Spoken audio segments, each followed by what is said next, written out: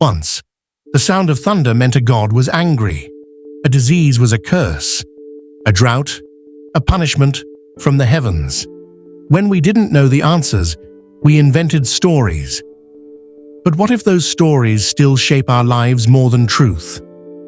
Long before telescopes, microscopes, or medicine, humans huddled around fire and wondered, why are we here?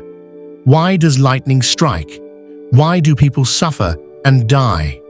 The answers came in myths, from Mesopotamian sky gods to the Hindu Trimurti, from the Greek Olympians to Yahweh and Allah. Religion filled the silence of the unknown, not because it was accurate, but because it was necessary. Belief gave people order, purpose, and a moral framework, tools for survival when the world was chaos. But those same tools, forged in fear and wonder, became sacred, even when the facts evolved. Fast forward, we split the atom. We mapped the human genome. We photographed black holes. Yet many still live by texts written before we knew Earth orbited the Sun. Galileo was imprisoned for saying what we now teach children in school. Hypatia, the brilliant philosopher of Alexandria, was murdered by a mob for questioning religious doctrine.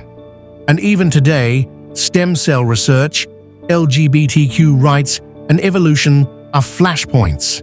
Not because science is uncertain, but because belief refuses to budge. Think about this. If you were born in Pakistan, odds are you'd be Muslim. In Utah, likely Mormon. In Varanasi, probably Hindu. Your faith, the one true truth, often depends more on latitude and longitude than divine intervention. It's not a criticism, it's a fact of sociology. The gods we worship are shaped not by evidence, but by inheritance. Carl Sagan said, "Extraordinary claims require extraordinary evidence." Religion claims the most extraordinary things: virgin births, talking snakes, eternal heavens and hells. Yet none of these can be tested, measured, or proven. Instead, we're told to have faith.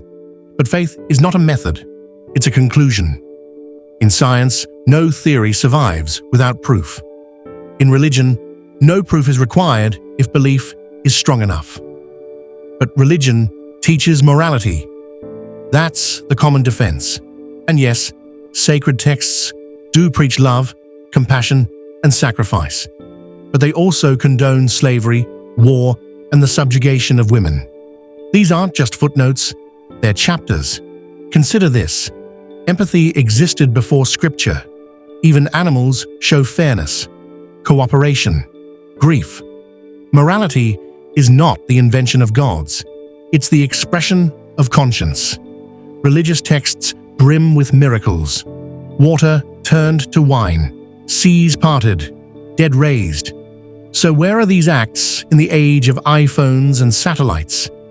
With every corner of the planet under surveillance, not one miracle, clear, reproducible, testable, has ever been caught.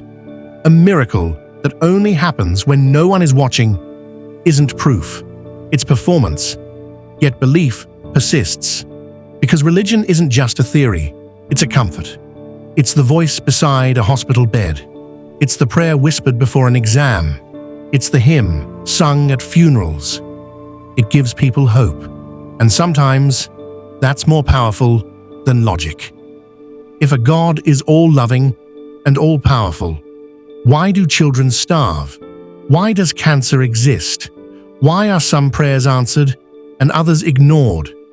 Religious leaders call it a test. But what test punishes the innocent?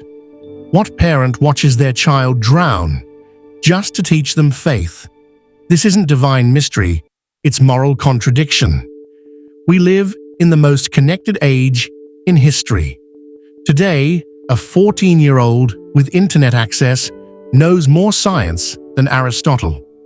In countries with the highest education and healthcare, religiosity is declining. Not because people lost their soul, but because they found better tools, reason, empathy, curiosity. Progress doesn't mean we discard the past with disdain. It means we walk forward with eyes open.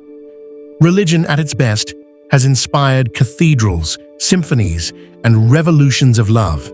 At its worst, it's justified war, hatred, and stagnation.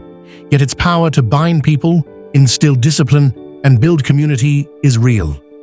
Rituals foster belonging. Scripture offers metaphor. Faith can guide the lost. So perhaps the future isn't godless, but God-aware, not ruled by myth, but respectful of meaning, not blind obedience, but conscious reverence. Because at the intersection of belief and doubt lies something timeless. The human quest to understand, connect, and evolve. We don't need to destroy religion to move forward, but we must stop fearing the questions that challenge it. Let's teach children not just what to believe, but how to think. Let's honor the traditions that uplift humanity and leave behind those that divide. If religion has any lasting value in this modern world, it's not in controlling minds, but in shaping character, not in demanding uniformity, but in encouraging unity. A faith that builds bridges, not walls. A belief that elevates humanity, not divides it. Because ultimately, the sacred is not in the sky.